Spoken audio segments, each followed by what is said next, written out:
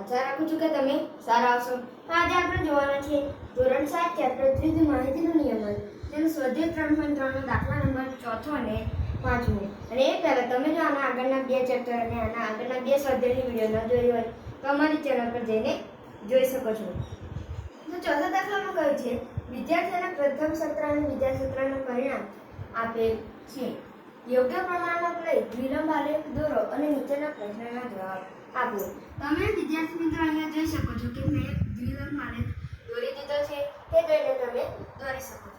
તો હવે આ દ્વિલંબ આલેખનો ઉપયોગ કરીને આપણે નીચેના પ્રશ્નોના જવાબ આપવાના છે. તો ચાલો આપીએ કે પહેલો પ્રશ્ન છે વિદ્યાર્થીએ કયા વિષયના દેખાવમાં સૌથી વધુ સુધારો કર્યો. તો તમે અહીંયા આલેખમાં જોઈ શકો છો જે ગણિતનો જે આલેખ છે તે સૌથી ઉપર છે. તો તેથી આપણે કહી શકીએ કે અહીંયા આપણે આખા વાક્યમાં જવાબ નથી લખવો, આપણે લખી દઈએ ઓનલી ગણિત. તમે અહીંયા આલેખમાં જોઈ શકો છો કે ગણિતમાં સૌથી ઊંચો આલેખ છે. તો હવે બીજો પ્રશ્ન જોઈએ કયા વિષયમાં સુધારો સૌથી ઓછો છે. તો હવે આપણે આલેખ બાજુ આવી જઈએ. તો આલેખમાં તમે જોઈ શકો છો કે તેમાં સામાજિક વિજ્ઞાનમાં જે દ્વિલંબ આલેખ છે તે નીચો છે. હવે હું તમને કહી દઉં કે દ્વિલંબ આલેખ એટલે શું. તમે અહીંયા જોઈ શકો છો પરંતુ હું તમને બતાવું. લંબ આલેખ એટલે કે આવો એક આલેખ હોય તેને લંબ આલેખ કહેવાય. આવા આલેખ હોય તેને લંબ આલેખ કહીશું.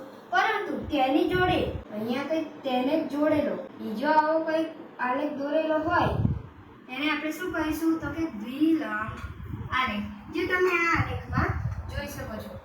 અને દાખલા નંબર 5માં પણ આપણે દ્વિલંબ આલેખ જ દોરવાનો છે. તો આપણે આવ્યા હતા કે સામાજિક વિજ્ઞાનમાં સૌથી ઓછા જે વિષયમાં સુધારો વિદ્યાર્થીઓએ કરે છે. તો લખી દઈએ સામાજિક વિજ્ઞાન. શું કોઈ વિષયમાં દેખાવ નીચે ગયો છે. તો તમે અહીંયા જોઈ શકો છો કે હિન્દીનો જે વિષય છે તેમાં દેખાવ નીચે ગયો છે. તો આપણે લખી દઈએ કે હિન્દી.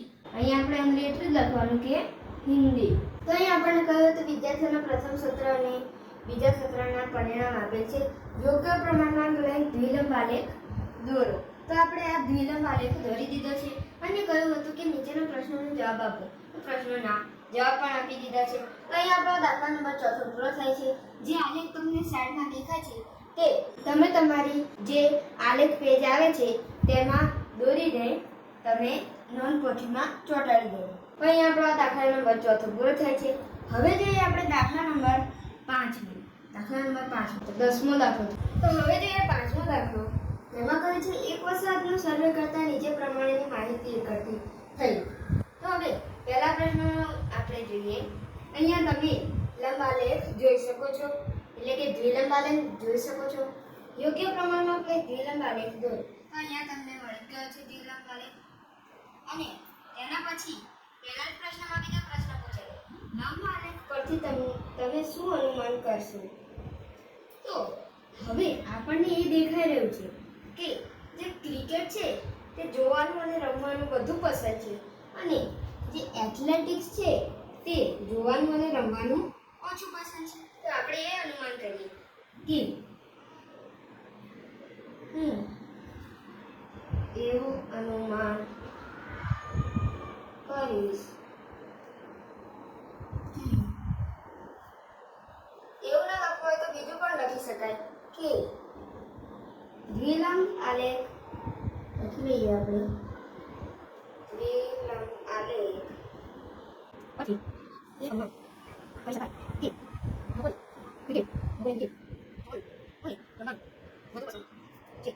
આટલું લખી લીધું. હવે આપણે કહેતા હતા એથ્લેટિક્સ જોવાનું અને રમવાનું ઓછું પસંદ છે. તો આપણે લખી લઈએ કે એથ્લેટિક્સ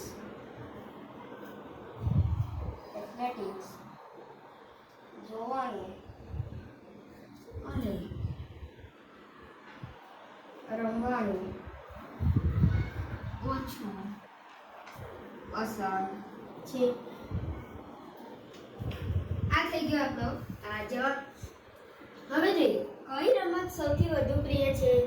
તો એ તો આપણે જોઈ લીધું છે કે ક્રિકેટની રમત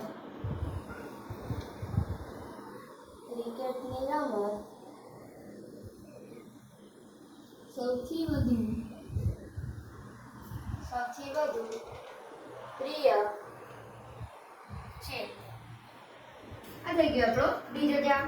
તો રમત જોવી અને ભાગ લેવું બેમાંથી શું વધુ પસંદ છે? તો હવે આપણે આલેખ જોઈએ.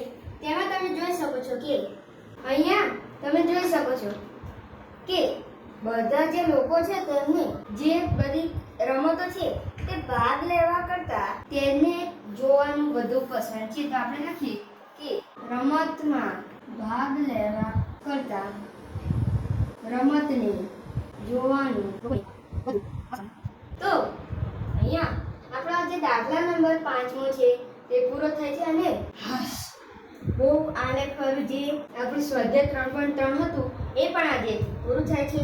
તો આ તમારી જે નોંધપોથી છે તેમાં આ તમે જે દાખલો છે અહીં તેના જવાબો અને જે અહીંયા આલેખ તમને દેખાય છે તે દોરી લો.